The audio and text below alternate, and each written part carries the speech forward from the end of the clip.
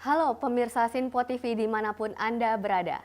Kembali lagi di program kesayangan kita di Win, Wonder Inspiration. Karena hidup harus menjadi pribadi yang lebih baik. Bersama dengan saya Patricia Andreas, saya akan menemani Anda semuanya 1 jam ke depan dengan inspirasi-inspirasi yang menarik serta bermanfaat untuk kita semuanya.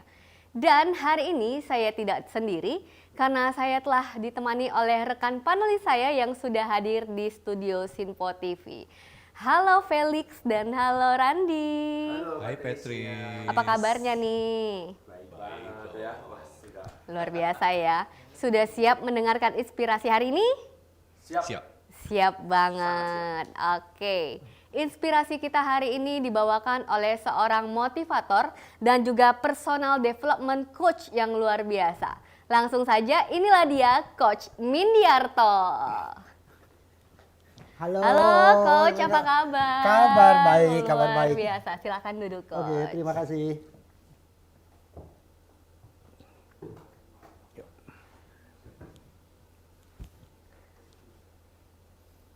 Di setiap episodenya, Win, Wonder Inspiration akan selalu menyajikan tema-tema yang luar biasa menarik untuk kita semuanya. Dan kali ini kita akan membahas tentang bagaimana berperilaku kontekstual. Bagaimana pembahasannya? Inilah dia, Win, Wonder Inspiration.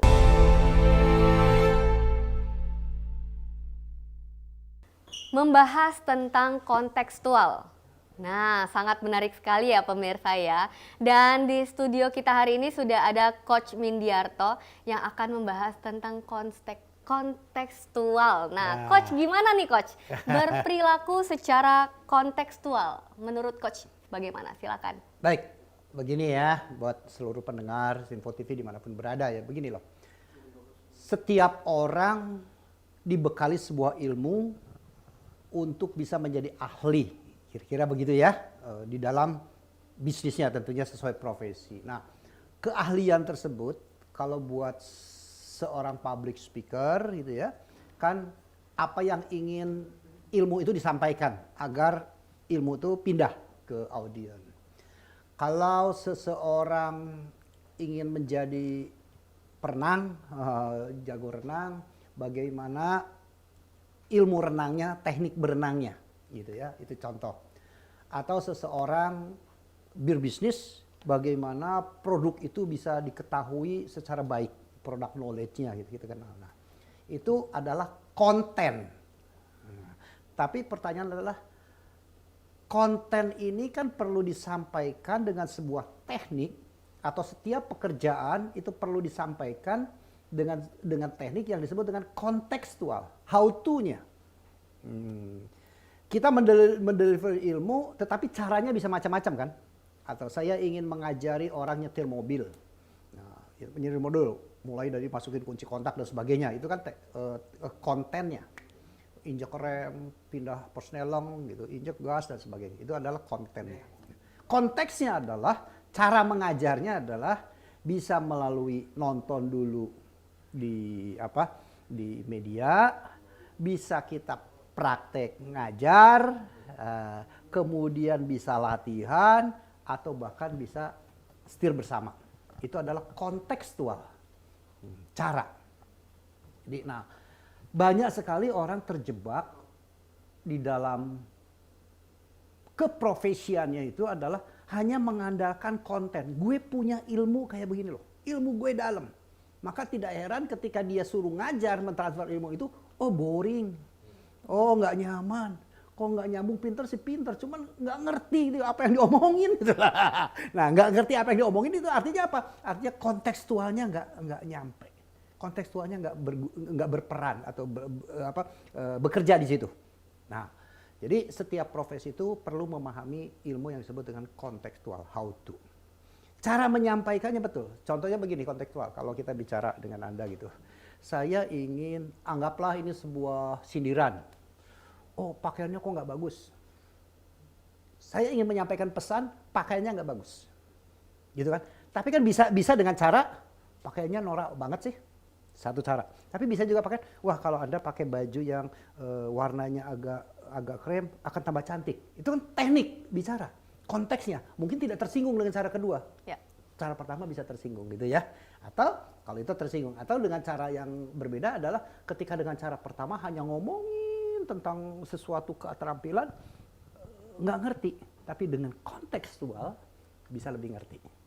Ya, jadi betapa pentingnya kita berperilaku kontekstual. Nah, ada beberapa tip yang bisa kita pahami. Itu adalah pertama adalah kita mesti punya mental yang disebut mental tahu, ingin tahu. Saya ngerti karena saya paham sebagai orang yang ilmunya dalam. Tapi orang lain kan nggak ngerti kan? Ketika ini proses ingin saya supaya orang lain supaya dari nggak tahu menjadi tahu, selain mendelivery ilmu juga mendelivery cara mendeliverinya supaya jadi tahu, gitu ya. Atau punya mental lagi, saya ingin supaya dia cepat paham, ingin supaya dia cepat ngerti, ingin mau mengikuti keinginan saya. Kalau dengan cara doktrinasi bisa-bisa terjadi penolakan, tapi dengan cara edukasi bisa-bisa diterima. Gitu ya. Nah, ini adalah ilmu-ilmu yang berkaitan dengan bagaimana berperilaku kontekstual. Banyak sekali orang di dalam kaitan sebagai profesi hanya mengandalkan tentang keilmuan kontennya saja, ilmunya saja, tapi konteksnya kurang ya. Kemudian ada mental ketiga yang perlu juga saya bisa lakukan. Jadi saya bukan hanya bisa ngomong, tapi bisa mempraktekkan. Itu I do ya. Nah, itu beberapa contoh yang bisa kita elaborasi nanti perdalam di dalam diskusi pertanyaan bagaimana kita berperilaku kontekstual. Oke, menarik sekali Coach Min. Ternyata konteks dan konten itu berbeda ya? Berbeda sekali. Satu paket saling melengkapi. Ya, saling melengkapi. Oke, Coach Min, seperti biasa di Win Wonder Inspiration ada amplop warna-warni Coach untuk bertanya ya. Sudah dipegang langsung oleh panelis Randi. Silakan Randi. Baik, terima kasih Patricia. Coach Min. Wah, kali ini kita ketemu lagi Coach. Iya. Untuk topik ini tadi luar biasa, kontekstual ya. Nah, di sini kontennya ada warna-warni, bentuknya amplop Coach. Nah, kontekstualnya ini nih, Coach Min pilih yang mana? Nah, kalau saya Sesuai dengan warna baju atau mau urutan atau karena kesenangan hati, ini tergantung cara milih. Oke. Yang paling eye catching itu yang paling depan merah. Wah. Paling eye catching. Eye catching, berarti kontekstualnya sesuai eye catching. Sisanya saya berikan dulu. Segmen berikutnya, mudah-mudahan bukan di episode berikutnya ya. Baik, ini ya saya keluarkan dulu dari amplop. Ini kita akan tunjukkan dulu ke pemirsa di rumah. Ya, bahwa ini pertanyaannya. Baik, ya, Coach Min. Yuk. Pertanyaan pertama dari amplop merah yang begitu menyala-nyala. Apakah dalam lingkungan keluarga juga butuh perilaku kontekstual? Dalam lingkungan keluarga. Baik. Jadi saya coba jawab secara umum. Konten dan konteks itu berlaku dimanapun. Jadi dalam keluarga, dalam komunitas, dalam pekerjaan, menjalankan profesi itu butuh konten dan konteks. Ya, dua-duanya benar. Nah, konten adalah ilmu yang ingin saya delivery atau yang ingin saya sampaikan, pesan yang ingin saya sampaikan. Konteks adalah caranya, gitu ya. Baik. Contoh lagi, barusan muncul pertanyaan. Pertanyaan itu adalah konten.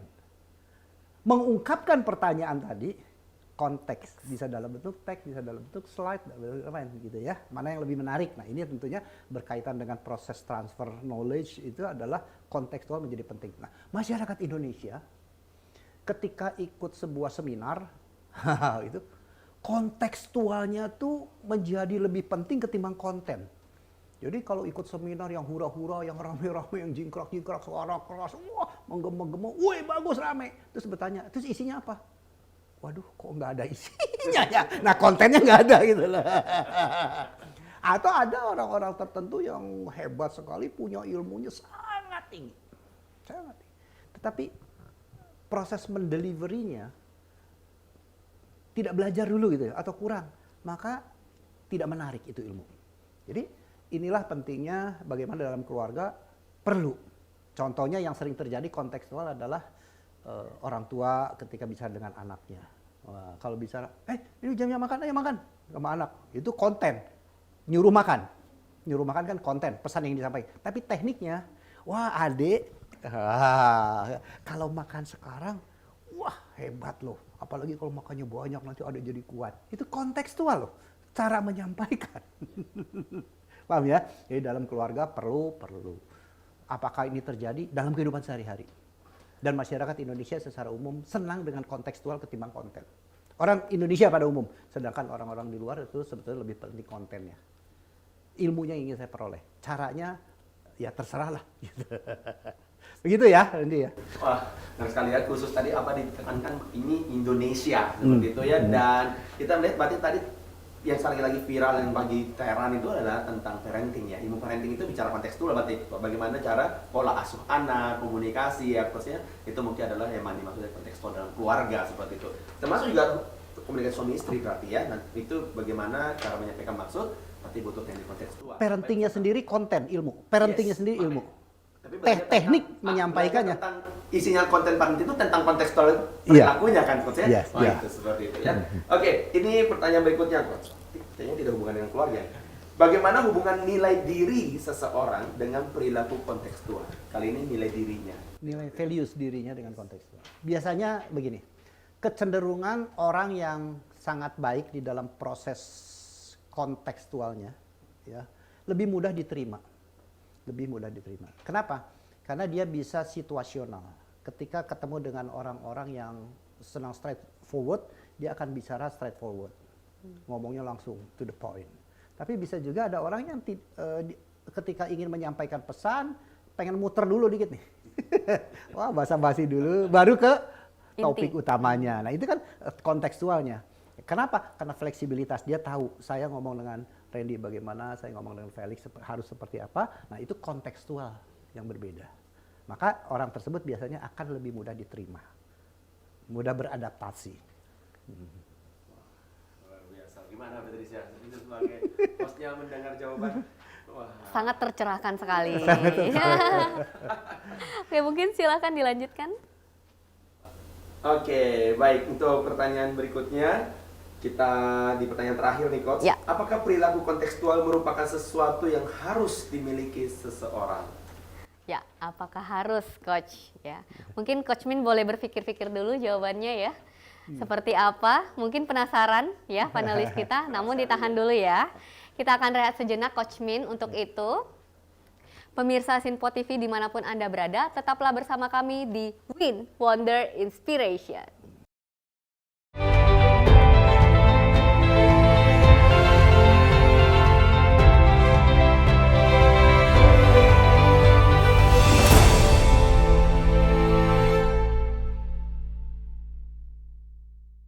Kembali lagi di program kesayangan kita di Win Wonder Inspiration. Masih di segmen pertanyaan Coach Min ya. Melanjutkan pertanyaan dari panelis Randy tentang nilai diri dengan sikap atau berperilaku kontekstual. Gimana Coach? Tadi pertanyaan kan apakah harus itu ya, Ya. menggunakan. Ya kalau kita belajar tentang ilmu-ilmu tertentu merupakan sebuah keharusan. Tetapi siapa yang mengharuskan? Kan siapa yang mengharuskan gitu. Kayak contoh orang harus makan, siapa yang harus makan? Saya nggak harus kok makan. Tapi saya lebih senang menggunakan perlu. Ya, perlu nggak kita belajar tentang kontekstual gitu ya? Karena perlu itu lebih ke arah internal. Kalau harus itu eksternal. Ya, forcing orang-orang diperintah itu harus begini gitu. Itu ada faktor keterpaksaan. Tapi kalau kita bilang perlu lebih ke arah internal ya. Nah, saya menganggap perlu nggak proses kontekstual sangat diperlukan.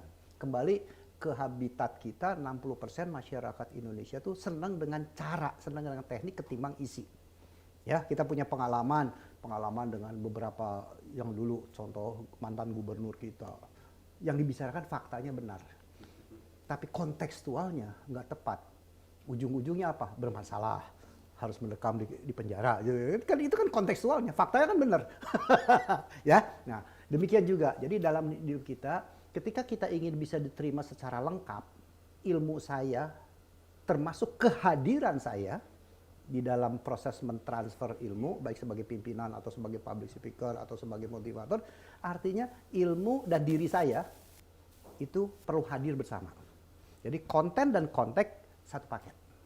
Konten dan konteks satu paket. Sehingga apa? Sehingga kita bisa menyerap dengan baik ilmunya maupun teknik dan caranya.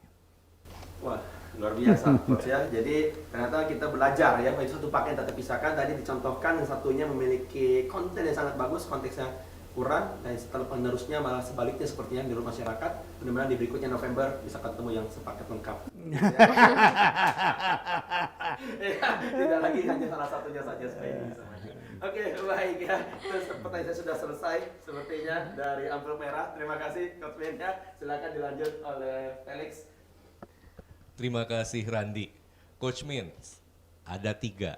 Sekarang Coach pilih yang warna mana? Yang depan lagi saja. Yang depan. Yang Ini konsisten nih, kontekstualnya Coach Mindiarto selalu konsisten memilih yang terdepan. Semoga pertanyaan-pertanyaan ini dengan jawabannya bisa membuat pemirsa Sinpo TV menjadi yang terdepan.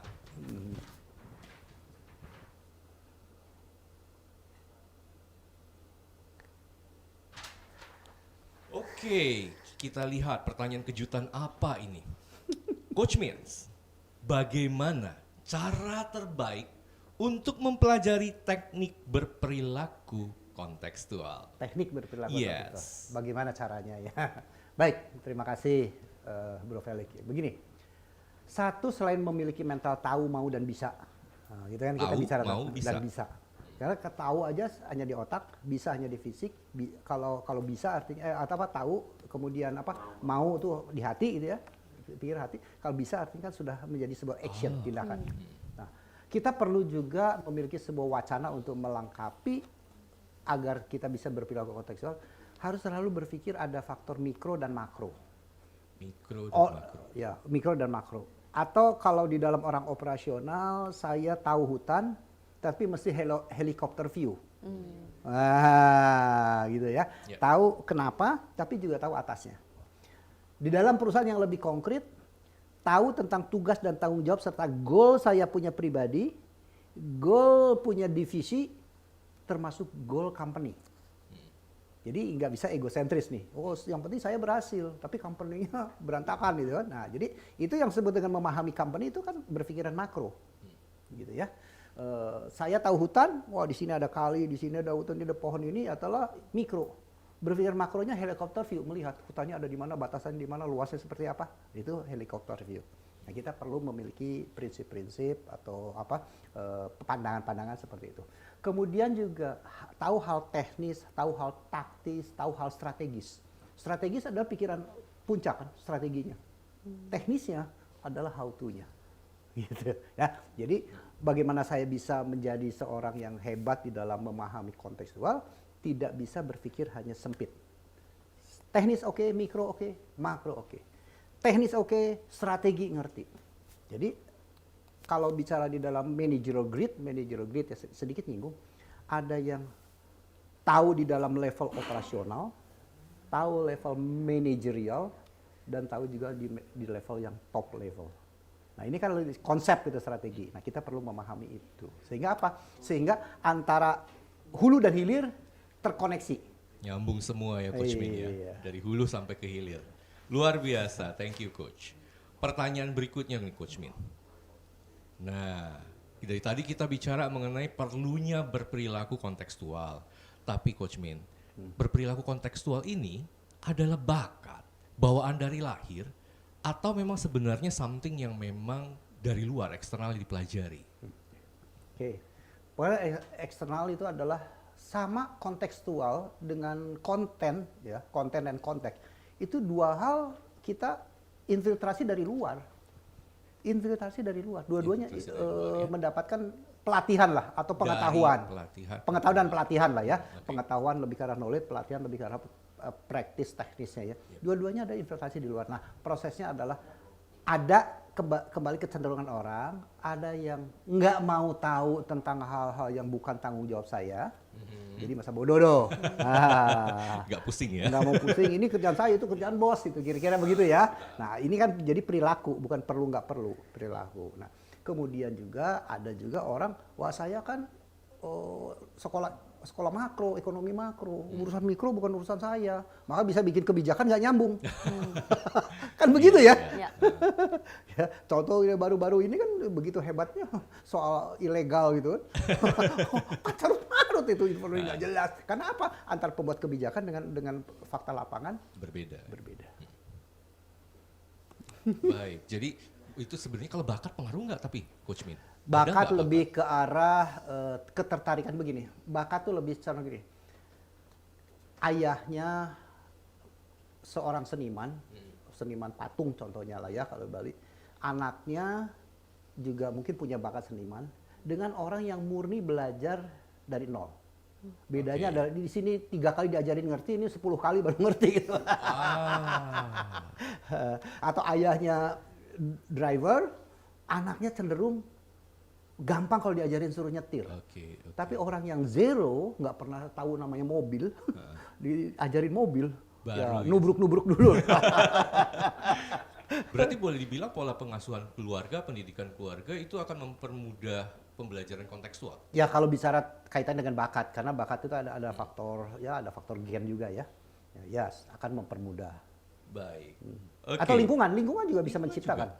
Karena lingkungan, contoh kalau kita berkeluarga biasa bicara dengan cara-cara tertentu sebelum ke tujuan utama, maka pola itu kan menjadi sebuah percontohan. Termasuk bener nggak Coach Min? Berarti kayak katanya budaya Jawa itu memang harus ada kesopanan sehingga agak muter-muter dulu sebelum menyampaikan maksud, nggak langsung to the point. Ya, itu kan budaya ya. Ah. Ya, budaya itu kan masuk ke dalam kontekstual. Kontekstual juga ya. Kontekstual. Terima kasih Coach. Pertanyaan terakhir dari amplop kedua kita. Nah, tadi kalau sudah bilang berperilaku kontekstual, ukuran keberhasilannya apa sih Coach? Kapan disebut berhasil berperilaku kontekstual? Perilaku kontekstual ya. Tingkat acceptance-nya tinggi. Tingkat acceptance-nya tinggi. Jadi contoh, ketika kita training atau memberikan pelatihan, ya, kan ada pre-test dan post-test itu. Pre-test adalah belum ngomong apa-apa, dikasih pertanyaan, suruh jawab, skornya berapa, kemudian dilatih. Yep. Nanti terakhir ada post-test. Nah, pertumbuhannya semakin tinggi, growing, itu artinya kan proses selain mendelivery kontennya baik, juga proses pembelajarannya baik, sehingga mudah diserna. Nah, itu akan semakin tinggi scoringnya kan, nilainya semakin tinggi. Kalau bicara ukuran yang serba agak formal itu adalah tingkat acceptance-nya tinggi, gitu. Diterimanya lebih tinggi atau lebih pinter. Nah, cuman angkanya berapa kan kita nggak tahu ya, itu kan sangat-sangat situasional. Angkanya? Ya contohnya gini, ketika pretest nilainya rata-rata nilai kelas rata-rata anggaplah 6. Yep. Tapi setelah post test dengan materi yang sama, gitu ya, dengan konten dibawakan oleh si A dari 6 jadi 7, tapi oleh si B bisa jadi 7,5 atau 8. Materinya sama, deliverynya dikasih teknik cara presentasinya konten yang harus di delivery yang diomongin sama, kata-katanya sama. Tapi kontekstualnya berbeda, yang satu penerimaannya menjadi berbeda. Maka hasilnya bisa jadi 8, yang satu hasilnya 7. Dari 6. Beda kan ya, kontennya sama. Yes. Terima kasih Coach Min, menarik sekali. Nah, secara cepat saja Coach, karena lagi barusan dibahas ini. Kalau banyak skill-skill lain, itu kan ada ujiannya, ada tesnya yang mungkin sertifikasinya bahkan. Kalau kita bicara keahlian kontekstual, berperilaku kontekstual ini, tadi Coach Min bilang ada pre-test dan post-test. Tapi ada sertifikasi resminya nggak sih Coach? Kita belajar dari mana sih dan ujian di mana sih sertifikasinya? Terus terang saya belum tahu ya apakah ada sertifikasi tentang kontekstual ya. Kalau belum ada ini juga sebuah peluang. Kita langsung nyala-nyala ya. Sebuah peluang. Tahu nih ya, cari cuan. Terima kasih Coach Min. Thank you Patrice, kembali ke Patrice. Oke, thank you Felix dan juga Randy, luar biasa. Mungkin saya akan bertanya sedikit ya. Mungkin Coach Min akan menjawabnya nanti, namun saya bertanya dulu. Kalau misalnya berperilaku kontekstual di kalangan anak kecil, lalu berbeda dengan yang remaja dan dewasa.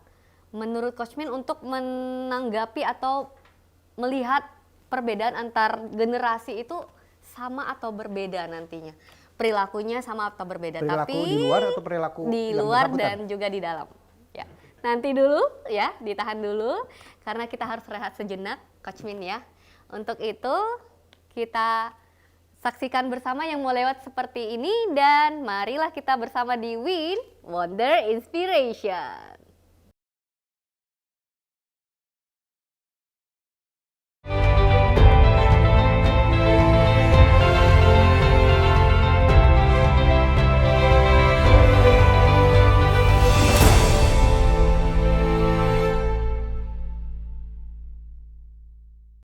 Kembali lagi di program kesayangan kita di Win Wonder Inspiration. Memasuki segmen berikutnya nih, ada Coach Min. Iya. Pertanyaan tadi saya ya mengenai perbedaan generasi Baik. tentang perilaku kontekstual ini. Seperti apa Coach Min? Begini, komunikasi itu akan efektif ketika kita punya kesamaan frekuensi kan, kira-kira begitulah ya gampangnya. Maka yang sering terjadi adalah berbeda frekuensi tapi menggunakan gaya yang sama. Nah, itu bahaya. Contoh, nah ini kaitan dengan generasi sekarang nih, Ya. Gen Z.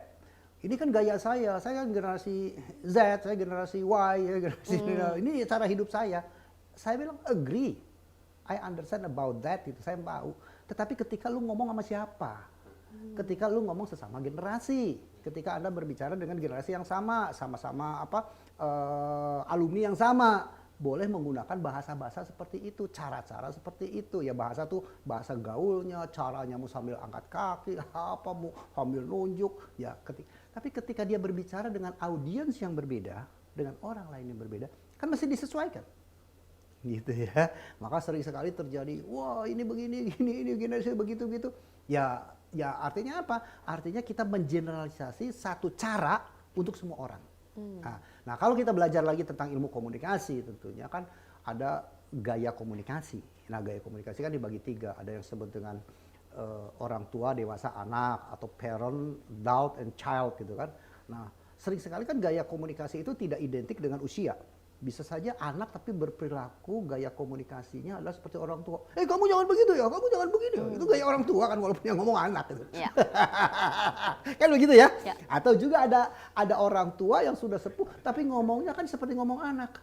Gaya anak, karakter gitu ya. Nah, sering sekali ketidaknyambungan di dalam proses komunikasi. Yang benar adalah bagaimana komunikasi itu kita dibawa dalam berapapun usianya, berapapun caranya adalah gaya atau karakter komunikasi adalah tetap dewasa dengan dewasa. Kita memperlakukan anak seperti orang dewasa. Cara bahasanya, tekniknya mungkin bahasa anak. Disesuaikan ya Coach. Iya, gitu ya. Maka ketika ingin memerintah atau ingin menyuruh dalam kata lain kepada anak, kepada dewasa, kakaknya gitu yang sudah dewasa, atau kepada orang tua kita gitu, kan caranya berbeda. Kalau orang Jawa, nyuwun sewu, Mbah. Monggo, dahar. Maaf, Ibu, silakan makan. Tapi mungkin dewasa, jam makan, makan. Tujuannya sama-sama nyuruh kita minta makan. Kalau anak, Dek, ini udah jamnya makan, Dek, ayo makan. Tujuannya sama. Yang ingin delivery adalah meminta mereka untuk makan. Tapi kontekstualnya berbeda. Oke, terjawab ya. Oke, terjawab sekali Coach Min. Coach, kita masih ada amplop berikutnya Coach. Uish. Masih berwarna-warni ya. Ada 2 lagi dipegang oleh Randi. Silakan. Ya, kali ini saya tidak akan taruh depan belakang karena dari depan terus. Saya kiri kanan. Jadi kita mengajak kontekstual baru untuk Coach Min. Tidak konsisten. Yes. Oke, mana ya? Saya biasa menuliskan dari kiri ya. Jadi ambil yang kiri, di kiri ke sini. Yang kiri. Kiri saya ya hijau. Oke. Nah, tergantung. Nah, Yang kiri saya siapa? Ini ada yang hijau-hijau ya, segar-segar ini ya, sukanya yang muda-muda alias daun muda. Oke, kita tunjukkan dulu kepada pemirsa di rumah. Ini isi dari amplop hijau.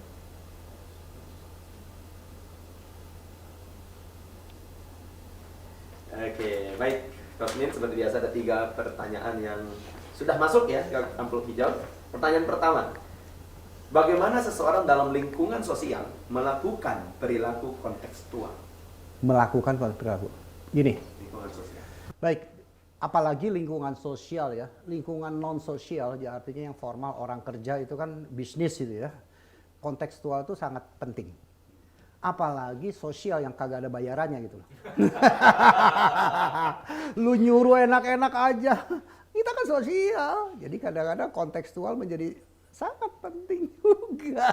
Cara nyuruh sama cara minta tolong lah, kira-kira gitu loh ya. Ya kalau di dalam kantor kita bisa dengan kata bahasa minta nyuruh gitu ya. Tapi ketika sosial mungkin kita minta tolong. Itu kan kontekstual.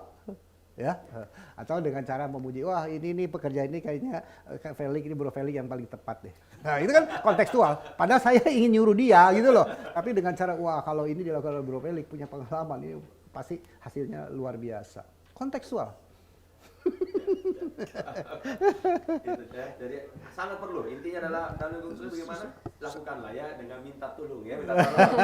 Ya, Dipuji tapi padahal nyuruh ya. Dipuji tapi padahal nyuruh. Ada maksud ya, maksud terselubung. Senang hati. That's point. Oke, Coach, kalau gitu saya minta tolong, Coach. Tolong jawab ya. Yang kedua ya.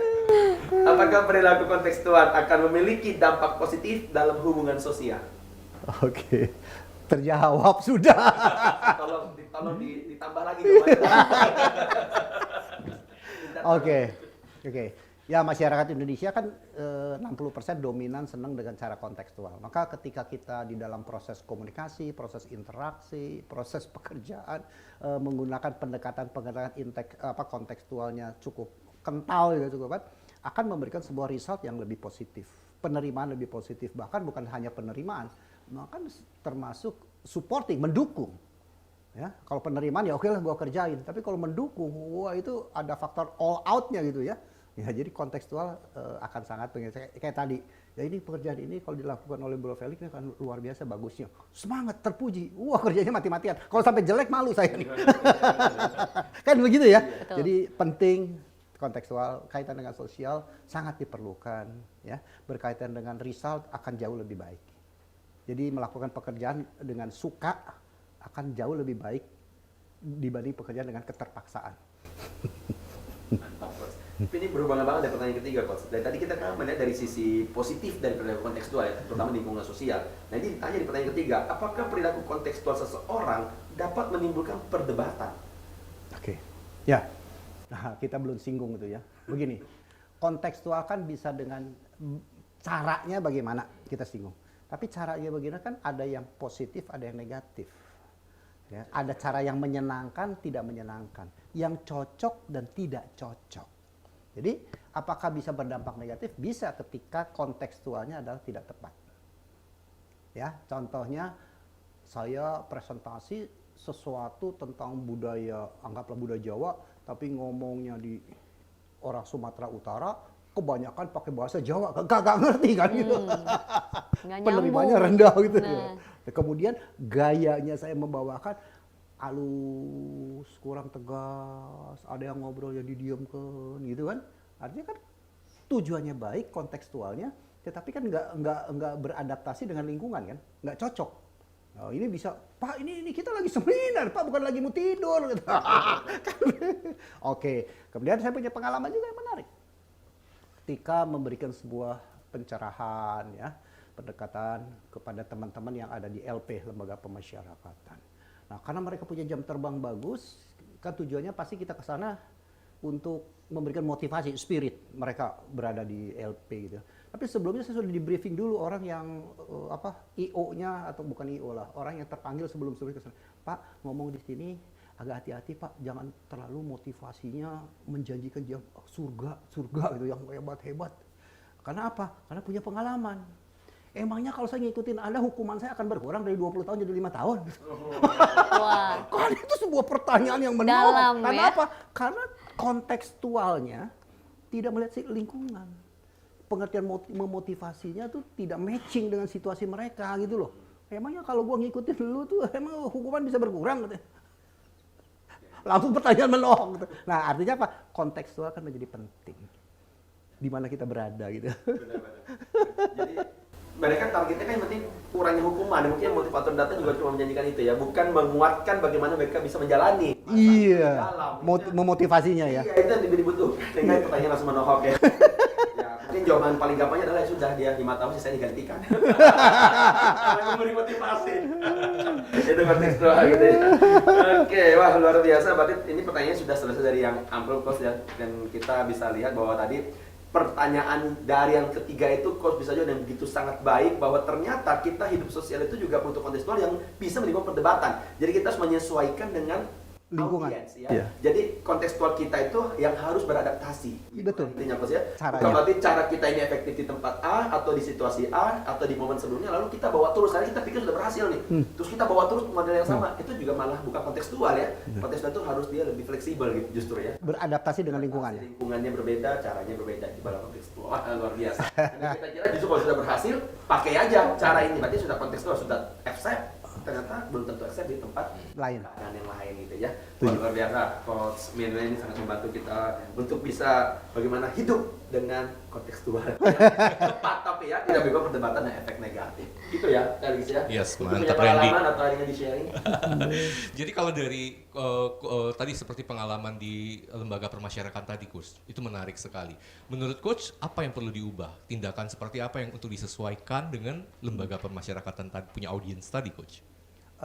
Mungkin lembaga pemasyarakatnya tidak bisa diubah kali ya, bukan tidak Bukan, bisa maksudnya ya. cara kita meng-approach-nya tadi, kontekstualnya, Coach. Iya, artinya si kita, andai kata kita diundang sebagai motivator ke sebuah lembaga pemasyarakatan kan sebetulnya kan bukan memotivasi mereka bahwa supaya hidup happy gitu ya, dalam artian karena apa? Ketika salah isi atau konten yang ingin saya delivery, mereka ujungnya kan ingin kalau bicara apa sih aimnya mereka? Aimnya mereka ingin Pengen keluar dari bebas penjara ya. kan? Aimnya mereka. Tapi kan kita tidak dalam situasi untuk memastikan mereka bebas gitu kan. Tapi lebih karena memberikan spirit. Bagaimana di dalam keseharian kita bisa nerimo. Jadi ilmu apa? Mungkin lebih ke arah yang disebut dengan apa? Acceptance atas tanggung jawab terhadap apa yang sudah kita perbuat ya, atau responsibility atas tindakan kita. Itu sebetulnya lebih tepat ketimbang memotivasi mereka untuk sesuatu gitu ya. Atau bisa juga perlu gratitude. Mungkin dengan demikian Anda perlu bersyukur bahwa ini adalah proses pembelajaran yang sedang saya hadapi gitu ya. Jadi berbeda sekali ketika kita bicara motivasi ke mereka dengan motivasi ke pekerja gitu loh. Setuju Coach, karena saya juga punya pengalaman mengisi di LP beberapa kali dan orangnya selalu berganti setiap kali kita datang. Dan menurut saya kalau bisa diundang kembali oleh para pengurus di sana berarti bisa di-accept oleh yang sebelumnya gitu ya. Dan itu memang salah satu cara yang saya pakai yang tadi adalah kita membawa nanti mereka pada renungan tentang bagaimana mereka menyadari kesalahannya dan akhirnya mereka bertekad untuk mau berubah, tidak akan mengurangi masa hukuman. Tapi mereka paling tidak bisa tadi mensyukuri proses mereka di dalam untuk belajar, dan setelah keluar itu yang paling penting. Dan itu saya buktikan karena saya pernah disapa oleh salah satu orang yang sudah di luar dan saya lupa dia tadi bilang saya adalah mantan narapidana yang ada di LP dan berubah sekarang sudah meninggalkan dunia hitam ya, yang membuat dia masuk sekarang dia sudah bisa punya hidup yang lebih baik, dia sudah berbisnis yang lebih putih seperti itu. Dan dia bersyukur karena artinya berhasil yang kita sampaikan. Dan dia bilang saya ingat Bapak karena saya mendapat manfaat. Sejak itu saya tahu apa yang harus lakukan di dalam. Itu kontekstual yang dimaksud mungkin di LP tadi ya, ternyata dan mereka bisa menjalani masa hukuman dengan lebih tenang seperti itu. Mantap. Wow. Ini pengalaman menarik, ternyata pas sama ya. Di LP. Jadi kita sudah keluar masuk LP kan bahasanya. Bahaya ya. Keluar masuk penjara juga ya. Nah, Tapi hari itu keluar ya, jangan masuk terus. Karena ya bahasa keluar masuk terus ya. Oke, itu pengalaman yang sangat menarik. Coach Min, saya sudah mendapatkan banyak gambaran. Mungkin dari Patricia ada yang mau ditambahkan atau mau ditanyakan, silakan. Biar nggak usah kebagian. saya akan bertanya di segmen berikutnya, di terakhir ya, biar Coach Min bisa berpikir nantinya. Untuk itu Coach Min, sebelum kita lanjutkan lagi Coach Min, kita akan rehat sejenak. Siap, ya, oke. Untuk menjawab satu amplop terakhir, pemungkas ya nanti terakhirnya. Untuk itu, pemirsa Sinpo TV dimanapun Anda berada, tetaplah bersama kami di Win Wonder Inspiration.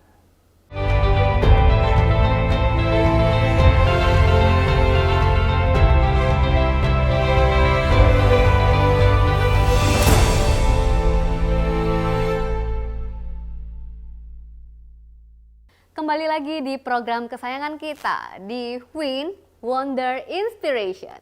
Memasuki segmen terakhir, sudah ada satu amplop terakhir yang sudah dipegang oleh panelis Felix. Silakan Felix. Terima kasih banyak Petris. Coach Win, nah ini kontekstualnya adalah Coach tidak punya pilihan. Hanya satu-satunya ya Coach ya. Baik, mari kita sama-sama lihat pertanyaan dari para pemirsa Sinpo TV untuk Coach. Apa saja berikut ini?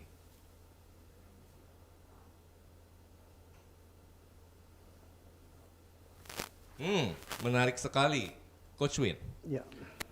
Nah, kalau tadi kita udah bahas banyak tentang berperilaku kontekstual, sekarang kita pengen lihat dampaknya, Coach, pentingnya. Seberapa penting peran perilaku kontekstual dalam pekerjaan kita? Oke. Seberapa penting peran kontekstual ya dalam pekerjaan ya? Yang pasti pertama adalah kehadiran kita di sana bisa diterima oleh lingkungan kerja. Oh. Ya, itu lu pasti. Maka ketika kita bisa diterima di dalam lingkungan kerja, otomatis apa yang kita harapkan setidak-tidaknya kan pertama didengar dulu. Maka akan terjadi sebuah intimacy lah ya, keakraban, dialog dan sebagainya, sehingga gagasan, kalau kita bicara gagasan, ya gagasan itu akan mendapat dukungan. Kalau itu sebuah perintah atau harapan, ya harapan atau perintah itu mereka mau mensupport, mau mendukung gitu ya. Kalau itu sebuah project bersama, ya mungkin akan terjadi sebuah teamwork, kerja bersama yang akan solid dan baik gitu ya. Jadi peranan kontekstual itu adalah seperti itu. Nah, apa sih nuansa-nuansa kontekstual di dalam proses tersebut? Biasanya tidak merasa digurui, tidak merasa diperintah, itu tanggung jawab bersama, itu kan kontekstual ya. Walaupun saya tahu pimpinan pasti, kalau jadi pimpinan kan pasti tujuannya nyuruh, tapi dia tidak berasa bahwa itu disuruh gitu loh, kan itu kan berbeda, karena feel itu kan menjadi sebuah hal yang penting, karena dengan feel yang penting dia akan merasa bekerja dengan nyaman, saya bekerja dengan penuh supporting, apalagi dengan kata-kata wah Anda yakin bisa dah, tapi andai kata ada masalah please call me gitu, please contact me, padahal ya nyuruh sendiri.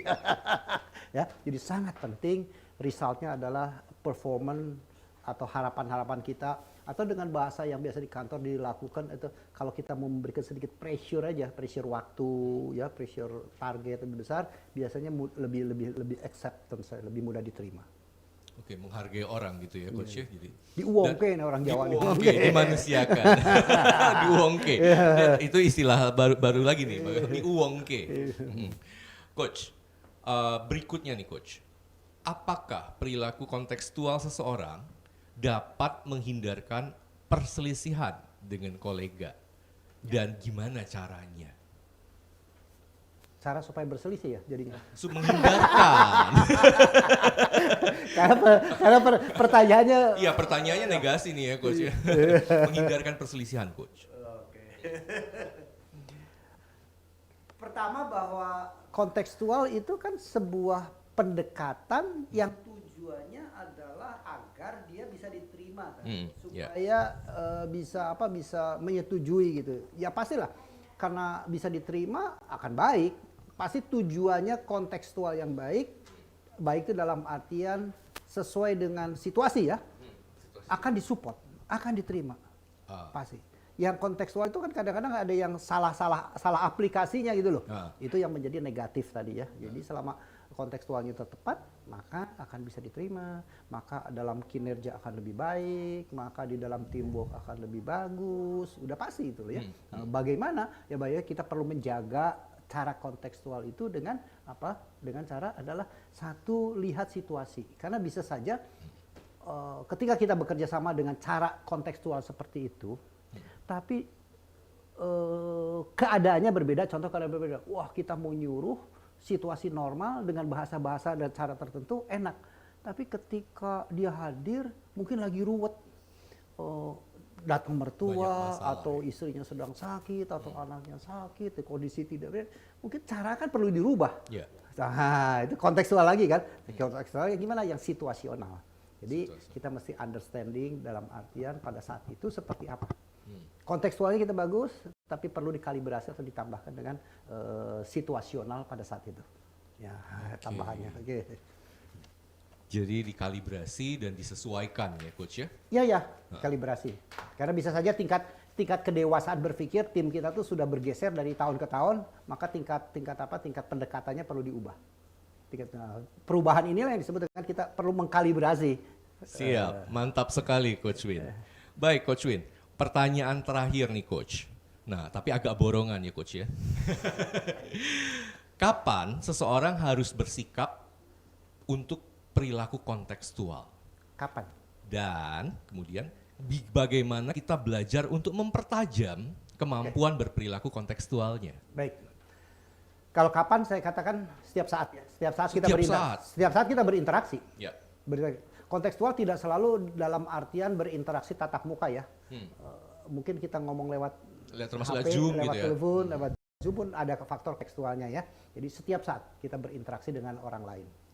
Bagaimana cara mempertahankannya? Nah ini kita perlu upgrading ya, situasional. Tadi kalau situasional tersebut kan upgrade ya. Dengan cara apa? Kita benchmark.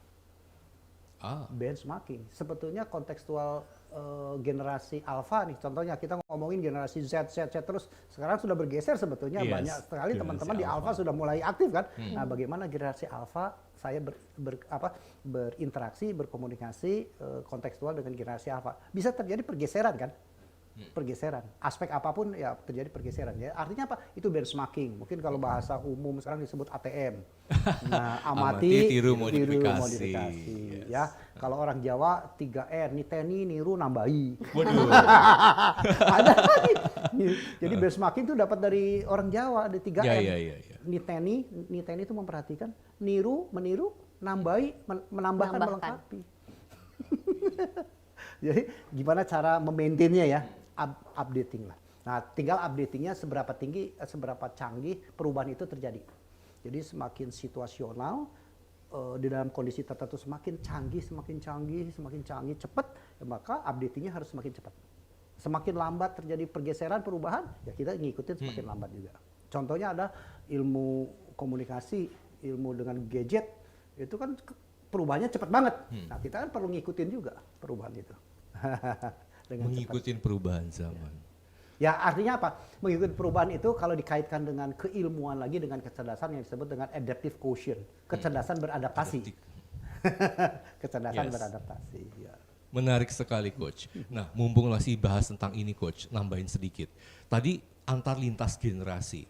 Kalau begitu Coach Win, boleh Coach kasih tips gak?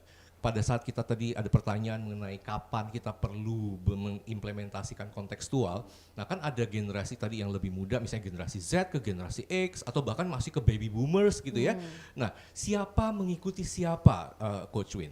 Apa dalam arti misalnya contohnya sekarang kan ada juga nih ada G atau istilahnya di dunia pendidikan misalnya para guru mengatakan bahwa ada yang mengatakan memang sudah kita berubah zaman yang nggak bisa mengajar dengan cara lama lagi. Jadi guru yang perlu berubah mengikuti cara anak-anak zaman now. Tetapi juga sebaliknya di pekerjaan bahwa anak-anak kita bilang Anda masih harus ngikutin bahwa konteks tadi yang Coach Win bilang ke sesama kamu boleh, tetapi kalau ke atasan kamu harus ngejas mengikuti. Nah tapi sebenarnya siapa mengikutin siapanya gimana nih Coach Win? Baik, menarik sekali. Dalam dunia pendidikan memang sudah terjadi pergeseran mindset dan saya juga kebetulan Dewan Pembina sekolahan gitu ya. Yang dulu disebut dengan teacher center, apa yang dikatakan guru itu benar semua. Nah kan gitu teacher center kan. Nggak pernah salah. Kan sudah bergeser menjadi student centers. Apa yang diinginkan murid itu adalah yang perlu kita delivery kan. Jadi sudah bergeser. Jadi kalau para pendidik dunia pendidikan sadar ini, maka proses pusat pendidikan itu bukan ada di guru lagi, tapi ada di anak. Karena apa yang mereka jadi di student center menjadi center. Oh saya pengen belajarnya cara begini, kekuatan saya di visualisasi, maka proses belajar guru harus bagaimana dengan proses visualisasi ini bisa ngajar anak. Oh ada anak tertentu yang auditori kuatnya, maka proses belajarnya menggunakan metode auditori. Ada juga anak tertentu yang kekuatan proses belajarnya adalah kinestetik contoh. Maka guru pun harus mampu melakukan proses pembelajaran transfer knowledge itu menjadi kinestetik. Begitu ya? Nah, kembali sekarang. Siapa harus ngikutin siapa? Siapa peran kita? Kalau kita sadar saya hadir di sini untuk mendelivery ilmu, gitu ya, maka audiens itu adalah yang harus kita muliakan. Audiens itu yang harus kita agungkan. Siapa? Saya harus mengikuti audiens karena saya lagi proses ingin memindahkan kepala saya ke mereka kan, gitulah. Maka mereka harus kita muliakan. Artinya apa? Saya harus mengikuti audiens punya habit, audiens punya behavior, contohnya saya anggaplah generasi Alpha atau saya generasi Z, saya sedang berhadapan dengan ibu-ibu generasi baby boomer, kan saya harus menggunakan bahasa baby boomer. Iya. Artinya saya mengikuti mereka. Menyesuaikan ya. Iya. Atau saya berhadapan dengan generasi Z, makanya begitu juga ketika terbalik.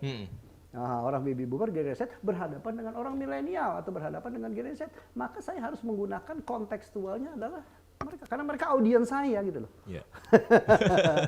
Bisa ya? Bisa. Siap, Coach. Menarik Siap. sekali, Felix. Kalau tadi Felix sudah menyampaikan dari sisi pekerjaan, mungkin saya mau bertanya juga untuk Coach ya. Pertanyaannya mungkin sedikit menyerempet pertanyaan dari Felix. Kalau misalnya perilaku kontekstual ini kita bawa ke ranah pasangan, suami istri. Kalau yang tadi kan kelihatan nih antara guru dan juga murid. Nah, ini kalau suami dan istri atau pasangan antar pacar atau gebetan ya, Coach.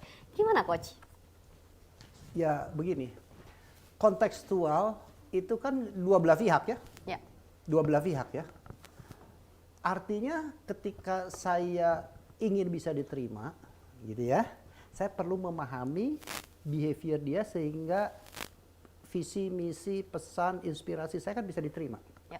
Jadi saya harus kontekstual terhadap yang bisa diterima oleh lawan kan. Demikian juga sama kan.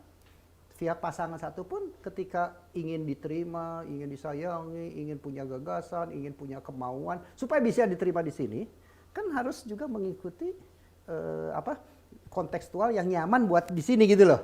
Jadi both of them sama-sama menggunakan kontekstual. Memuliakan siapa? Memuliakan orang lain kan. Ya. Jadi bukan untuk diri saya. Oh saya pengen di ngertiin. Loh ngertiin? Oh, mereka juga pengen di ngertiin kok. Sama-sama ingin di ngertiin ya. Jadi sama-sama. Oke, luar biasa sekali. Terima kasih Coach Min untuk pencerahan-pencerahannya, betul ya panelis ya. Betul sekali, Patricia. Tapi sebelum ditutup, saya mau mendengarkan dulu quotes of the day-nya dari Coach Min. Silakan Baik. Coach. Koin atau mata uang itu akan berlaku ketika halaman depan dan halaman belakangnya adalah sesuai gitu ya. Depannya kalau duit 100.000, halaman depannya gambar siapa Soekarno-Hatta, belakangnya gambar pemandangan. Dua-duanya harus matching. Baru kita belanjakan uang itu bisa bermanfaat. Belakangnya nggak matching, 50 ribuan dua gambarnya nggak bisa, gambar belakang 50 ribu, depan 100.000, kan nggak matching nih, maka nggak berlaku. Demikian juga di dalam proses komunikasi, demikian juga dalam proses interaksi, demikian juga dalam proses kerja. Content and contextual is must matching. Wow, luar biasa sekali Coach Mindiarto untuk pencerahannya hari ini tentang berperilaku kontekstual. Dan saya ucapkan terima kasih juga untuk kedua panelis saya, Felix dan juga Randi. Sama-sama. Terima Thank you, kasih untuk Patrice. pertanyaan-pertanyaannya ya dan juga jawabannya dari Coach Min. Dan demikianlah program Win Wonder Inspiration hari ini. Saya Patricia Andreas mewakili seluruh kru yang bertugas pamit undur diri. Sampai jumpa dan salam inspirasi.